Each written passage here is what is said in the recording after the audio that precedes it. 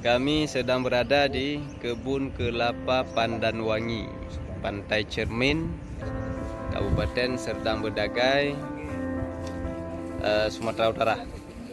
Jadi kami pas di kebunnya. Kelapa Pandanwangi ini kelapa genjah yang batangnya, ini umurnya bukan baru ya, sudah 18 tahun. Tapi kalau kebun yang lebih barunya itu daerah sana. Nanti kita akan lihat juga. Mudah-mudahan kelapa ini bisa kita kembangkan lebih banyak lagi. Jadi tandannya 13 sampai 17 ya.